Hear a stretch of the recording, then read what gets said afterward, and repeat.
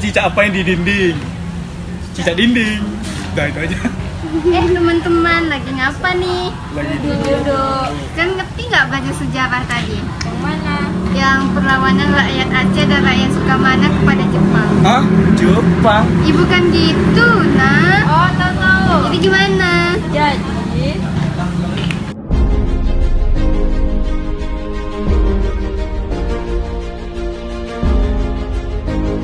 Perlawanan rakyat Aceh terhadap Jepang merupakan perlawanan yang pertama kali terjadi di Indonesia pada masa kependudukan Jepang. Perlawanan tersebut dilatar belakangi karena tentara Jepang yang sewenang-wenang dan memaksakan kehendak terhadap rakyat. Salah satu kebijakan yang dipaksakan ialah Seikere, yaitu di mana masyarakat disuruh untuk menghormati Dewa Matahari, dewa yang disembah oleh orang Jepang. Kebijakan ini diterapkan dengan cara membungkukkan badan ke arah matahari terbit sebagai bentuk penghormatan kepada Kekaisaran Jepang. Tengku Abdul Jalil pun menyebut bahwa kebijakan tersebut telah mengubah kiblat umat muslim, sehingga memicu terjadilah perlawanan rakyat Aceh terhadap Jepang. Tokoh perlawanan rakyat Aceh terhadap Jepang adalah Tengku Abdul Jalil. Beliau gugur dalam pertempuran pada November 1942. Namun peristiwa tersebut tidak menjadi akhir perlawanan rakyat Aceh terhadap Jepang. Perlawanan tersebut pun dilanjutkan oleh Tengku Abdul Hamid.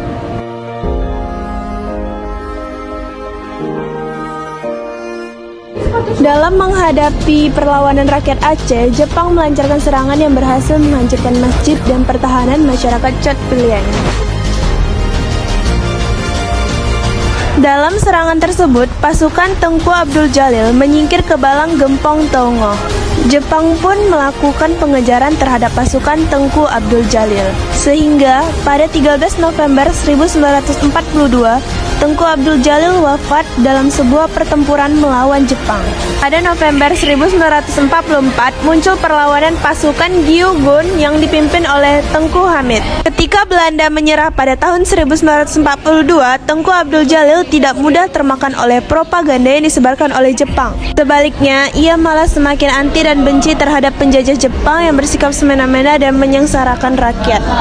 Hingga pada Juli tahun 1942, Tengku Abdul Jalil mengadakan pengajian bersama 400 pengikutnya sekaligus menyuarakan kritik tajam terhadap penjajahan Jepang, yang mengakibatkan keesokan harinya ia langsung diundang menghadap polisi Jepang. Puncaknya ialah saat polisi Jepang yang bernama Hayashi datang menjemput Tengku Abdul Jalil. Namun, Hayashi justru berakhir terluka. Pada tanggal 7 November tahun 1942, pasukan Jepang dikerahkan untuk menangkap Tengku Abdul Jalil. Namun, Tengku Abdul Jalil berhasil lolos. Setelah 3 hari, tentara Jepang berhasil menemukannya. Terjadilah perang setelah sholat Jumat.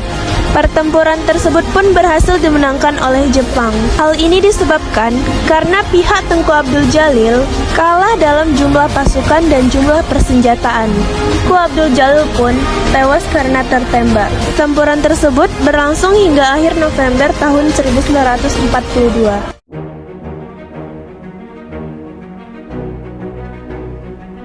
Pada Februari 1944, rakyat Sukamana, Singaparna di Tasikmalaya melakukan perlawanan terhadap Jepang yang dipimpin oleh K.H. Zainal Mustafa.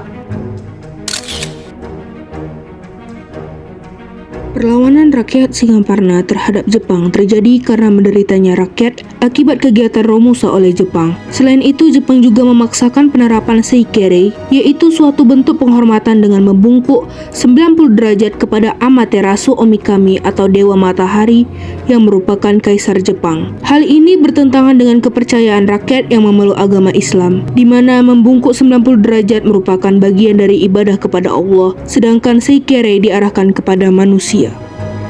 Kebijakan Jepang tersebut tentu saja ditentang oleh mayoritas bangsa Indonesia. Salah satunya K.H. Zainal Mustafa, seorang pemimpin pesantren di Sukamana, Jawa Barat, Singaparna, yang menolak dengan tegas tradisi tersebut. Penolakan ini terjadi lantaran beliau menganggap bahwa tradisi Seikere termasuk perbuatan syirik atau menyekutukan Allah Subhanahu wa Ta'ala.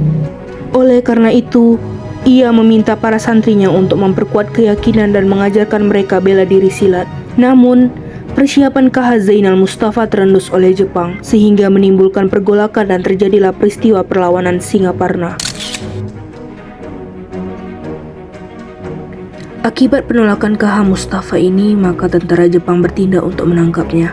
Saat tentara Jepang akan menangkap KH Zainal Mustafa, para santri di bawah bimbingannya melawan dengan ilmu bela diri yang dibekali sebelumnya, sehingga mereka pun akhirnya mundur ke Tasikmalaya. Jepang lalu memutuskan bahwa mereka akan menggunakan taktik kekerasan sebagai upaya terakhir untuk menghadapi pemberontakan tersebut. Pada 25 Januari 1944, Jepang mengirim pasukan untuk berdialog. Namun upaya itu ditolak mentah-mentah. Akhirnya pada bulan Februari pasukan Jepang menyerang pesantren Sukamana. Pecahlah pertempuran sengit antara pasukan Jepang dengan rakyat saat setelah sholat Jumat yang dikenal dengan peristiwa perlawanan Singaparna. Sayangnya meski telah berusaha untuk melawan, namun pihak KH Zainal Mustafa berhasil tertangkap oleh pasukan Jepang, lalu dibawa ke Tasikmalaya dan kemudian dibawa ke Jakarta untuk menerima hukuman mati lalu dimakamkan di Ancol. Akhir dari perlawanan dimenangkan oleh pihak Jepang yang unggul dari persenjataan yang berupa senapan. Selain itu, pihak KH Zainal kalah dalam jumlah yang banyak, bahkan dalam peperangan ada pula pihak Indonesia yang pro terhadap pemerintah Jepang. Karena hal itu, KH Zainal tidak ingin membunuh sesama pihak pribumi. Setelah peperangan berakhir, KH Zainal ditangkap dan diadili. Beliau dianggap salah oleh pihak Jepang dan akhirnya dihukum mati dengan cara dieksekusi pada tanggal 25 Oktober 1944 dan beliau dimakamkan di Taman Pahlawan Belanda yang berlokasi di Ancol. Namun pada 25 Agustus makam beliau sempat dipindahkan ke Sukamana. Nah, jadi gitu ceritanya. Oh, jadi bukan film Jepangnya itu. Bukan yang aku ceritain tadi. Oh, jadi gitu. Makasih ya, dadah. Apa pulang?